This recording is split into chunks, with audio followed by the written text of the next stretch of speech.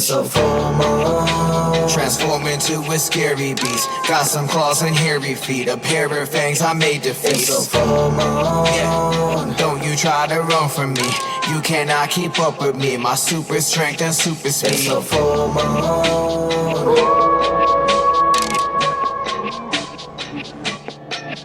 It's a full moon.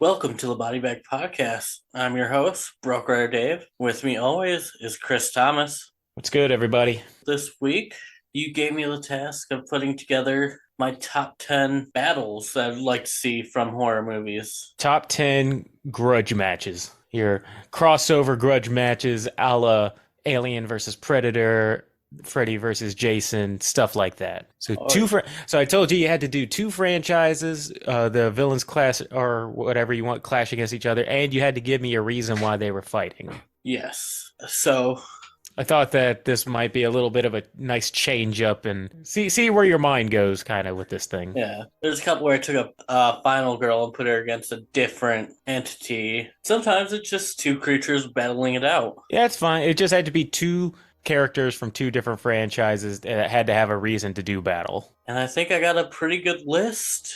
I hope maybe I can use some of these for the horror matches that I do. Yeah, I didn't look at any from the Instagram. I wonder if there'll be any crossover. Yeah, so if there is some crossover, there's over 200 matches that I have posted. So I think I remember every single one, so I'll be able to tell you if you kind of had the same ideas. All right. First one I went with Ash from the Evil Dead going against Jason Voorhees. Okay. I had one Ash one as well, and he was going up against Dean Winchester. Yeah, so Ash retired, dealt with the Deadites in his past, decided to take a vacation, is camping out at Camp Crystal Lake, where Jason is suddenly killing all the campers. So are we talking current Ash from like the series, or Ash from back in his Evil Dead days? I'm thinking like Ash from Ash versus the Evil Dead. So more retired, like over it, like I'm too old for this shit kind of stuff. Exactly. That makes it. I would love to hear the one-liners and remarks that he has. Yeah. I think it'd make for some pretty cool scenes between the two of them. It would make for a cool fight. You have his chainsaw arm hitting up against his machete. Exactly. It's not a match that I would have ever thought, but now that I'm picturing it in my head, I'm like, him being on vacation, he would have some kind of line of like, I got to stop hanging out at these cabins in the woods. Yeah. Well, like in the series, he has that trailer, so I just kind of picture him pulling that trailer into the woods. Oh, that had a lake. It just happened to be Camp Crystal Lake. Oh, for some reason I just pictured him like going into one of the cabins to stay, and then he's like, or he might go into one of the cabins and goes, "Nope, not again." Nope, not doing this again. Exactly. So that's why I decided to go with that one. All right, I think it would make a good movie. There'd be some good scares and some good laughs. And it would probably be a lot better. Well, I think that might be better than Freddy versus Jason, in all honesty. That sounds really funny because you have Ash just in there with them one-liners. Yeah. Well, the sequel to Freddy versus Jason was supposed to be Freddy versus Jason versus Ash. There was going to be one? Yeah. I think they made a comic book series out of it, though. Oh, that would have been great. Right? But I think that one kind of went into movie purgatory, so... What could have been? Exactly. All right, I like this start off. All right. The second one is a lot darker. Okay. I went with Jamie Lloyd from Halloween 4 and 5 as a teenager going against Freddy Krueger. Oh, okay. She has some demons. Yeah, having to deal with, Michael as a child. She moves in with a foster family as a teenager. Just so happens to be on Elm Street. I mean, she's traumatized enough. I mean, Freddy wouldn't have to try hard. No. I mean, literally, he could just show up in the mask. She's already having nightmares from dealing with Michael as a kid, so... So, are you thinking jokester Freddy, or is it more New Nightmare or first Elm Street Freddy? Thinking more Freddy from the original Nightmare on Elm Street. So more like intimidating?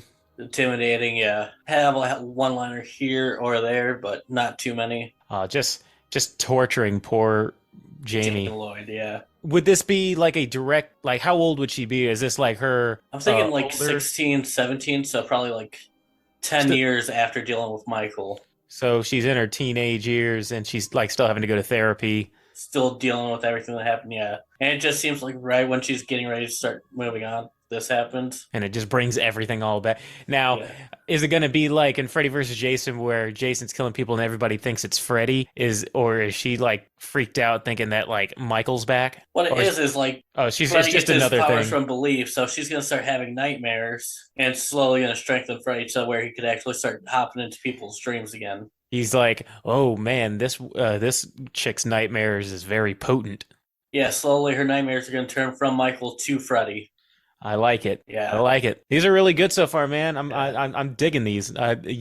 Solid reasons, solid answers, and I can picture these in my head, and I could picture people like losing their mind if they ever saw a trailer drop for these. Yeah, this one I picked just because I want to see one of the guys get tortured. Number 3? Killed so bad. Number 3, yeah. I went with Jigsaw versus Alistair Pratt from Fear.com. So you want to see Alistair get tortured? Yes. Him and his... He was the serial killer, right? Yeah. So you have Jigsaw watching this guy, studying him, torture and kill these girls. And so he puts them in a trap of his own, says, since you kill so many people, let's see if you have a willingness to live. And then hopefully he'll die. He would have to say something like, you were guilty of watching. Yeah. Jigsaw came back from the dead just to kill this dude. Well, Fear.com happened at the same time as the first Saw, so... It could just be like he was. I mean, we don't know how many people Actual Jigsaw victims. Yeah, he could have been one of his more early victims. Yeah. Yeah. Like I'd like that just so I could see that guy die too. Just because, again, he was terrible. That movie was awful. They really thought that they had a winner on their hands, and they didn't. Okay. So let's go from awful to something really silly for number 6. You mean 4? Yeah, 4. Just trying to keep you on track because you're going 1 to whatever, and then so. Yeah, I usually go. Yeah, so I'm just 4, keeping you on track. I appreciate that. The bounty hunters from Critters versus Gremlins. That is one that I did kind of have one. I did have Critters versus Gremlins. Yeah, so which the bounty hunters sense. get sent from space to hunt down critters, but they run into gremlins instead. They don't really know much about them. They see these like cute little creatures and give them some food after midnight. After midnight. Yeah, and then all hell breaks loose. Oh, with just the different kind of gremlins too. Just you like seeing a crew that's like, oh, we've dealt with certain things before, and then they get introduced to an entirely different group of little freaking monsters. Yeah. Bring back the smart gremlin again. Yeah, I think that would be a very good horror comedy movie. I'm sure it's just a matter of time before they reboot Gremlins. I mean, I haven't watched Critters in years. I feel like I need to go back and watch the first one. I mean, they're delving into their wells right now. It's a matter of time before I guarantee you we get a reboot. I guarantee you Gremlins is not too far away. No. They're doing Hocus Pocus now. So, yeah, eventually we're going to get Gremlins, and then once Gremlins come back, Critters are going to come back. Mm-hmm. For number 5, I actually got this from listening to your episode. Which one? Number 5, the episode of your Chris Loves Classics. Oh, okay. I went with the creature from the Black Lagoon versus the giant claw.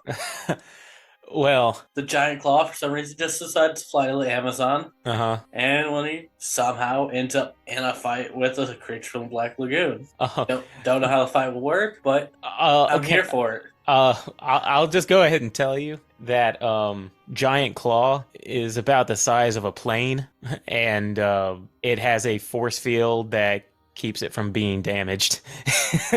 So I know you hadn't seen it. Yeah. But I can go ahead and tell you right now that the giant claw would win. It's about the size. I mean, it was tearing planes out of the sky, and they were trying to shoot at it with the whole premise of that movie was that they were trying to figure out what was. It was like anything that gets shot at it, like gets negated. So they had to come up with like a reverse polarized quantum whatever in order to break down a shield. Yeah. So I could just tell you right now, I'll still watch. I would still watch it, but I think it would be a very short match.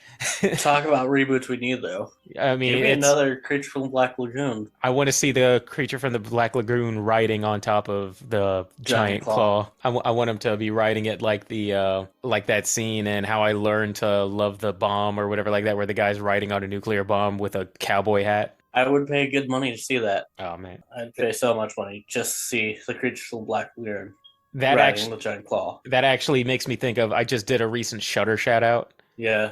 And it was these college kids in an abandoned theater screening like old black and white movies, and the black and white movies were so corny and over the top that I bet this would fit right in. Yeah, nothing wrong with some good corny black and white films. Oh, I love them. Yeah. Next would be number 6. I went with The Predator versus the Deadites from Evil Dead. Predator lands in a forest, starts hunting the humans who happen to be at that cabin, and before they run into the Predator, accidentally release the Deadites. And he would have like that scene in Alien versus Predator where it's showing how they were like a fighting civilization, where it showed them like fighting off like hundreds of xenomorphs, like storming everything. It'd be something like that where they're just fighting off all these Deadites. Yeah, like he kills a human, comes back as a Deadite.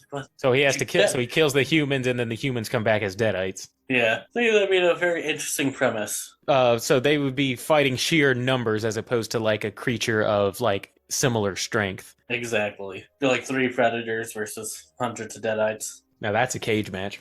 Yeah. I don't know. I think the Predators would eventually overcome it. Don't forget they also have that nuclear bomb that if they were about to die, they just set it off. Their little final fuck you to whoever they're fighting. Exactly. I feel like 2 of them would set it off and 1 would end up walking out of there alive. Bloodied, but alive. Exactly. Next, we are going to have a battle telekinesis. Can I guess? Yeah. Carrie? Yep. Is it the psychic girl from one of the Friday the 13th? Exactly, Tina Shepard. Yep, I had one like that too. Exactly. I was like, psychics. I was like, there's not all. Well, there's plenty of them, but those 2 seem like kind of the most obvious. Yeah, like I feel like Tina was created to kind of as a direct ripoff of Carrie. Mm-hmm. I mean, it definitely seems that way. Yeah. I mean, they're both traumatized teenagers. Exactly. That I don't think we necessarily know their power cap. No. Like, I know Tina fucked up Jason. Mm-hmm. But Carrie did kill a bunch of an people. Entire school. So yeah, that one's definitely one that would be pretty cool. Do you have like a reason why they're fighting? I'm going to say rewrite the timeline sometime. Okay. That Tina goes to the same school as Carrie. So when the prom scene happens, it goes down. So I guess it would start kind of like in the middle of Carrie or near the end of Carrie, and she's killing everybody, and then Tina tries to stop her. That gives her a reason. Yeah. I mean, she would. So I guess in this one, the quote antagonist would be Carrie. Yeah. I'm imagining that at the end, Carrie would kind of have to die at the end. If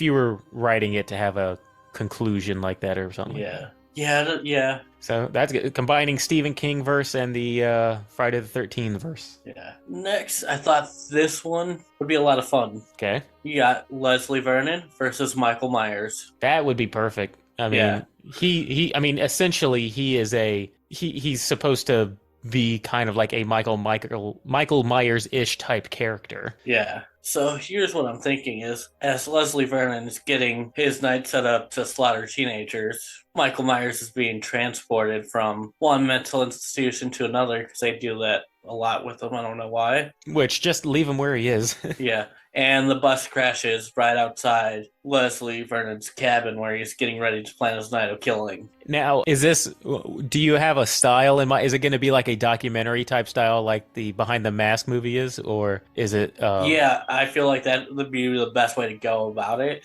Kind of have a Leslie Vernon style type movie. And then we can get him like talking about like, oh, another rival serial killer. This rarely happens, but when it does, it's a battle of wits. Yeah, and he's on my home turf. Yeah, I can imagine him like kind of talking to the camera saying, I know I have an arch rival, which is the supposed Robert the doctor, Englund. yeah, the Robert. I was gonna say like the Dr. Loomis type character, Yeah. which would be amazing to have Robert Englund come back as a Dr. Loomis type doctor, and then Michael shows in the up. middle of this fight, yeah. And then they light him on fire. He comes back as Freddy. That might be my favorite matchup that you put out so far.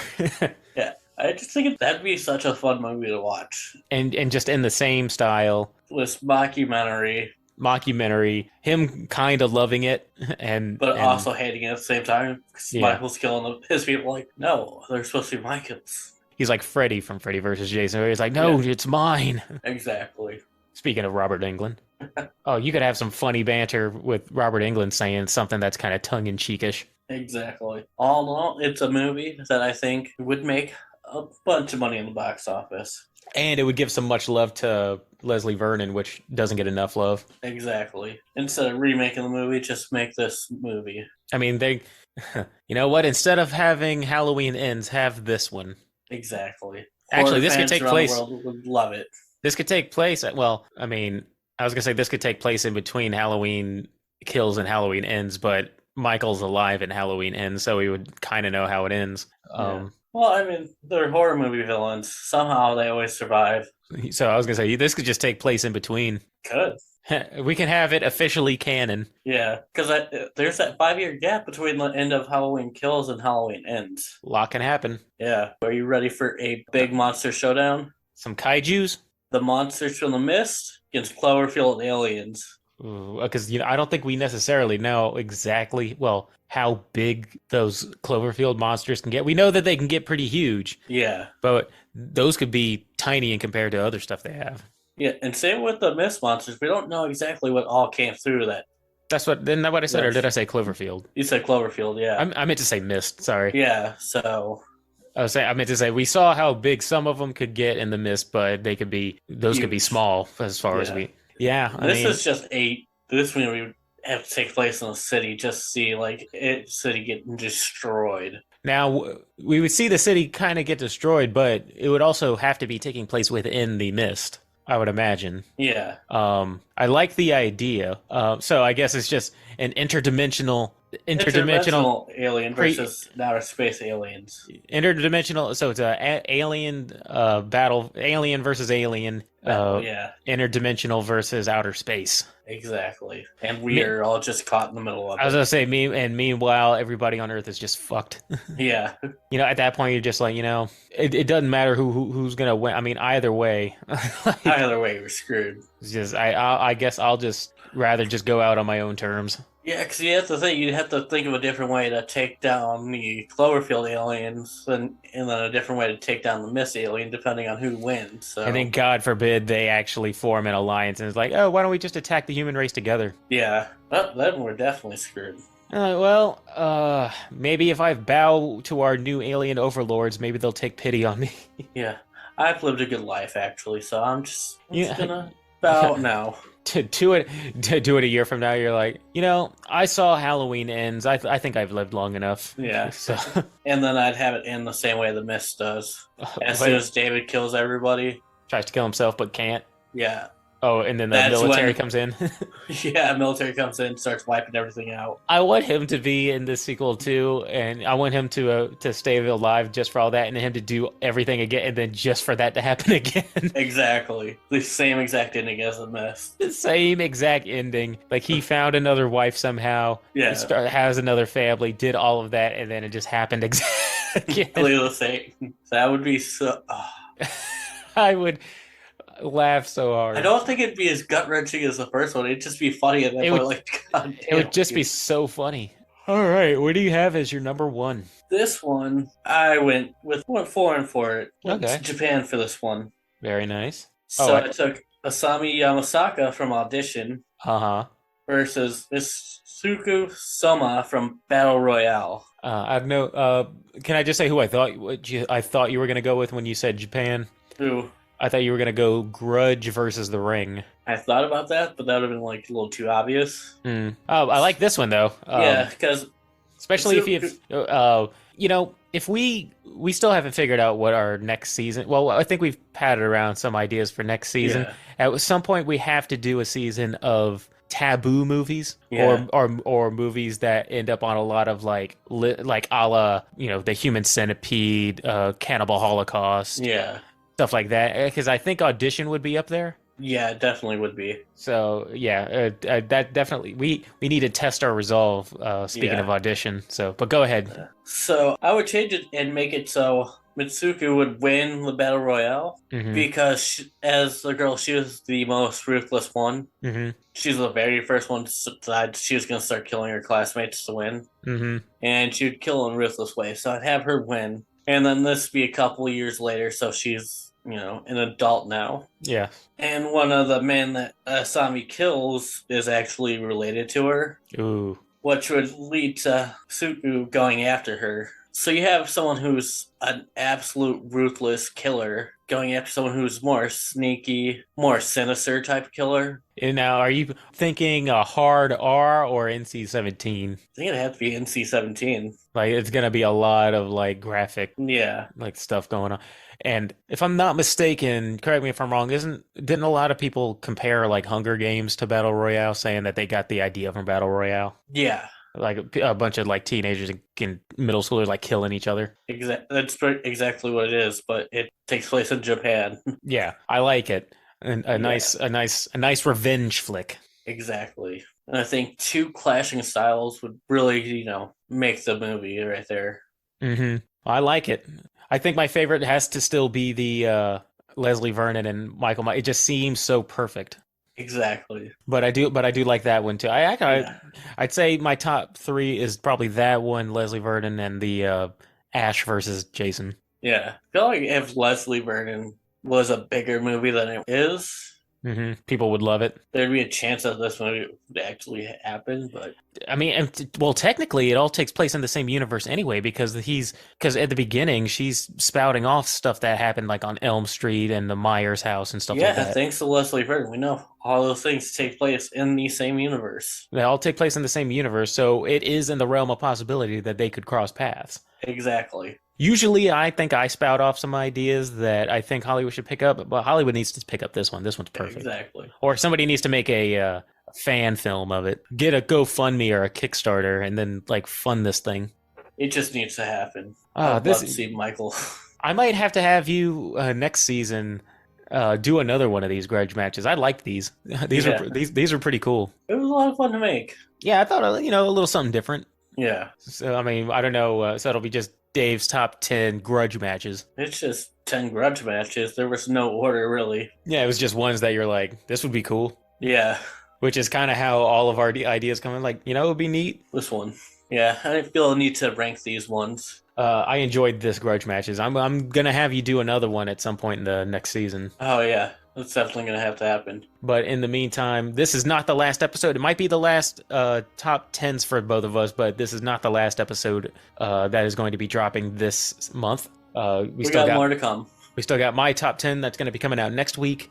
And then following is Night of the Living Dead, as we said. Yep. Plus, hopefully we can get that panel episode going. Exactly. If we can get it all sorted. Yeah. But, yeah, very good. All right. Have a good week, everybody. Yeah. See ya. Peace.